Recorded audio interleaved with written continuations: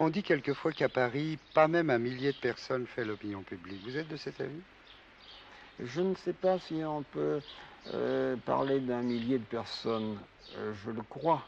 Il y a déjà très longtemps, un fonctionnaire qui s'appelle Mayer, qui doit actuellement avoir un poste important, a publié un livre où il indiquait que pratiquement la France est gouvernée par 200 personnes.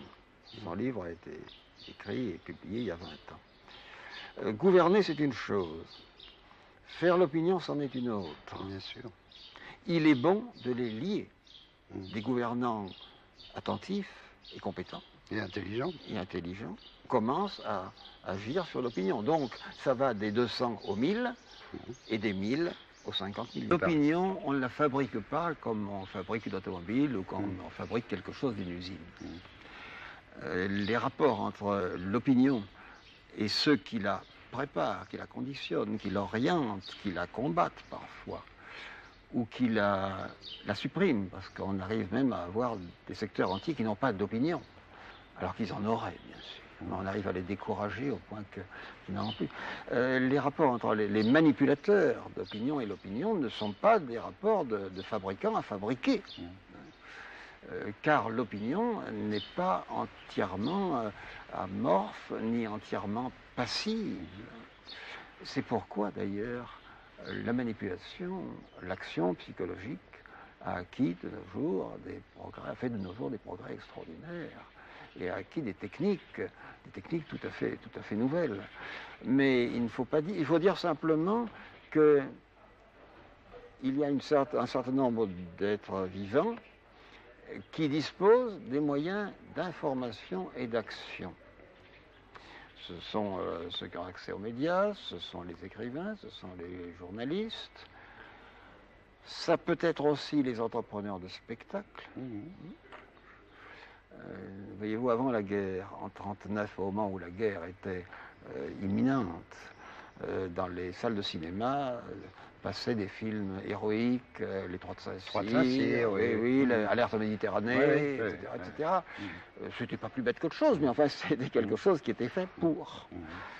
C'était une information dirigée, il est toujours plus ou moins. Pour en revenir aux manipulateurs dont vous parliez tout à l'heure, il est vrai qu'ils ne font pas l'opinion publique, mais qu'ils l'orientent, qu'ils la conditionnent. Comment est-ce que les choses se passent à l'intérieur de ce petit monde? Je ne sais pas. Je ne sais pas. On ne peut pas dire que je n'en fasse pas partie, puisque je suis quelqu'un j'accède aux médias. Je suis donc de ceux qui... Bon, j'écris. Personnellement, ce qui me paraît résulter du peu que je sais, c'est qu'à l'intérieur de ce monde, là non plus, on n'est plus dans des rapports de mécanique, de tringle, d'engrenage. On ne pousse pas un levier et on n'agit pas sur une aiguille. Ce qui joue, ce qui fonctionne, c'est un réseau d'influence. C'est pourquoi chaque gouvernement se dit « mais je n'ai pas les médias qu'il me faut ». Il y a des gens qui obéissent. Qu'ils soient de gauche ou de droite. Oh oui, de toute façon, pourquoi? Et c'est ça qui est passionnant, merveilleux et qu'il faut bien savoir. C'est qu'il s'agit d'hommes vivants, qui ont leurs préférences, qui ont leur manière de faire, qui ont leur manière d'interpréter, qui ont quelquefois une manière à eux de jouer le double jeu, et tout autre. L'influence joue toujours. Et à cet égard, vous savez, parce que nous en avons parlé, qu'il faut distinguer toujours les structures et la manière dont elles fonctionnent. La position des citoyens les uns par rapport aux autres et l'influence qu'ils ont les uns sur les autres.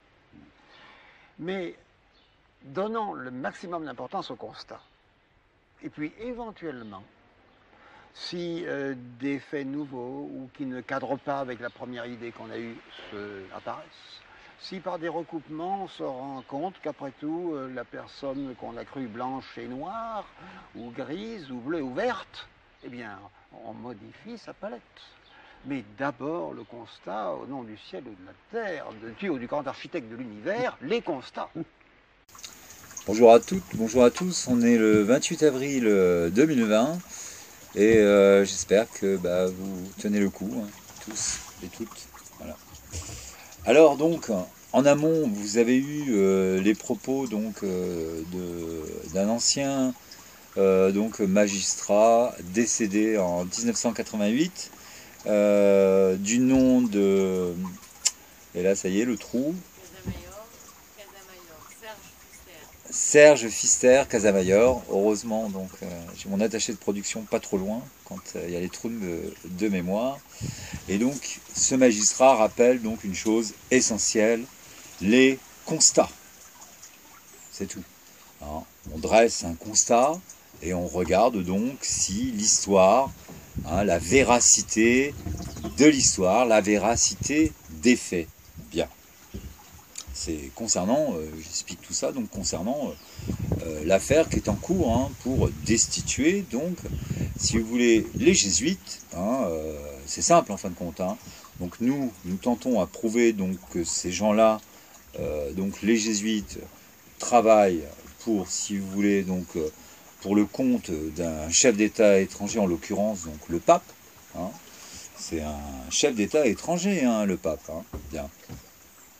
On a pour nous la jurisprudence de 1762 qui, au vu de la constitution des jésuites, et notamment des articles 284 et 666 qui précisent bien hein, que tous, hein, les membres de cette secte, sont sous l'autorité d'un seul homme. D'accord ? Et seul cet homme-là est habilité à penser pour les autres. Donc c'est une constitution sortie d'une caverne moyenâgeuse. C'est une histoire cro-magnonesque hein, quand on y réfléchit un petit peu, quoi. Voilà. Donc cette jurisprudence de 1762 existe. Voilà. Et même si Vaillant donc a émis un décret en 2001 rétablissant les jésuites sous la gouvernance de Jospin et Chirac, c'était lors d'une cohabitation encore, une énième cohabitation, enfin bref. N'empêche que, si vous voulez, les articles de la Constitution, notamment l'article 284, s'opposent à la loi de 1905 qui est relative à la liberté de conscience. Voilà. Bien. Ensuite, ce magistrat, donc, que vous avez entendu en amont, il met un point, hein, je veux dire quand même assez important, donc, sur la manipulation de l'opinion publique. Bien. Alors là, je dresse un constat. Notre mémoire de cour de justice, d'ailleurs en passant pour ceux qui veulent le lire, et je vous signale que vous avez le droit quand même de lire, hein, on est encore en démocratie virtuelle, hein, puisqu'on se parle à travers un écran maintenant. Bref, je vous invite donc à le demander sur notre boîte mail. D'ailleurs, Anne va vous greffer le mail, là, ici, par là. Voilà. Et donc, demandez-le nous. Nous, on vous l'envoie en PDF et vous verrez donc que tout est fondé, quoi, hein, voilà. On ne part pas, si vous voulez, à l'aveuglette. Hein. Nous, on n'aurait jamais saisi la Cour de justice de la République si on n'était pas sûr de gagner. Hein, évidemment, quoi. Voilà. C'est pas une partie de football. Une partie de football, on joue pour le plaisir. Le score, la victoire n'est jamais importante. Seul le jeu est beau. Tandis que là, non. Là, on y allait parce que, si vous voulez, les constats hein, étaient tellement flagrants, évidents, qu'on ne pensait pas un instant que les magistrats soient pris comme ça de folie et jugent, si vous voulez, à l'inverse de leur père, hein, de leur prédécesseur de 1762.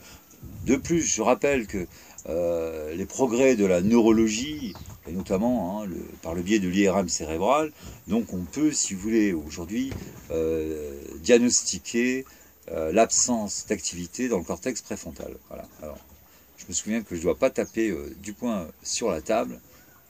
C'est vrai que bon, j'ai un tempérament, si vous voulez, où moi je vis les émotions. Et actuellement, l'émotion que nous vivons tous, hein, pas seulement moi, je veux dire, elle est quand même détestable. Hein.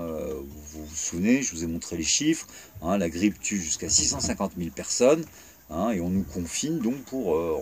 ils gonflent les chiffres, on arrive à 190 000, mais on n'atteindra jamais les 650 000 personnes. Maintenant, 98% des infectés ont développé des anticorps. Bon, bah, développons des anticorps, et sur les 2%, je veux dire, qui trépassent, hein, bah, c'est avant tout parce qu'ils ont un système immunitaire faible. Voilà. Donc ça, quand même, je voulais le dire. Voilà. Ensuite, donc, pour notre information de cours de justice, donc, on l'a donné aussi à des députés, on l'a donné à toutes les chaînes de télévision, du service public, du service privé, de la fausse dissidence. Hein, on l'a donné, je veux dire, là où on pensait que les leviers de communication se faisaient bien. Le magistrat, en amont, parle à peu près de 1000 personnes qui contrôleraient l'opinion publique. Nous, on a situé quand même à 20 000, hein, parce qu'il n'y a pas seulement que les journalistes de la presse écrite, hein, vous avez aussi toutes ces chaînes YouTube, hein, qui ont donc pour mission, hein, d'amener le citoyen donc, sur une thématique, hein, mais on n'ira jamais à l'essentiel, et l'essentiel, bah, c'est qui? C'est nous, quand même, comment on est constitué. Hein. Bon, bah, il faut parler absolument de ce cerveau reptilien qui parle, qui prend les décisions, qui pense pour tout le monde, qui entraîne les gens dans des idéologies qui ensuite vont devenir donc des idéologies meurtrières, qui empêche la concorde entre les Français, hein, qui empêche tout simplement de se réunir autour du bon sens. Voilà, c'est tout. Donc si vous voulez, quand vous avez un citoyen comme nous, hein, qui saisissons la Cour de justice de la République, elle a été créée pour ça, hein, pour que n'importe quel citoyen puisse la saisir, et qu'on a donc les magistrats qui font la sourde oreille, des députés qui font la sourde oreille, des journalistes qui font la sourde oreille. Vous pensez bien que là, donc, l'opinion publique, hein, ce qu'elle pense, donc, est canalisée. Voilà. Et pour aller trouver notre chaîne sur YouTube, parmi ces milliers de chaînes, je veux dire, c'est autant trouver l'aiguille dans la botte de foin. Voilà. Donc, c'est difficile, mais bon, si vous voulez, on continue donc à être pacifique, hein, et à être des communicants. Et donc, c'est pour ça, hein, le titre de cette vidéo, la magistrature au pied du mur, parce que figurez-vous que c'est au pied du mur qu'on voit le maçon, et c'est pour ça aussi qu'on dit qu'il est franc, le maçon. Une en passant. On se tient au courant, ne vous inquiétez pas, on n'abandonne pas l'information. À bientôt, en espérant que les magistrats et les députés retrouvent leur esprit de bon sens, ce qui est le plus important. Ciao. Mais donnons le maximum d'importance au constat. Et puis éventuellement, si des faits nouveaux ou qui ne cadrent pas avec la première idée qu'on a eue apparaissent, si par des recoupements on se rend compte qu'après tout, la personne qu'on a crue blanche est noire, ou grise, ou bleue, ou verte, eh bien, on modifie sa palette. Mais d'abord, le constat, au nom du ciel ou de la terre, de Dieu ou du grand architecte de l'univers, les constats.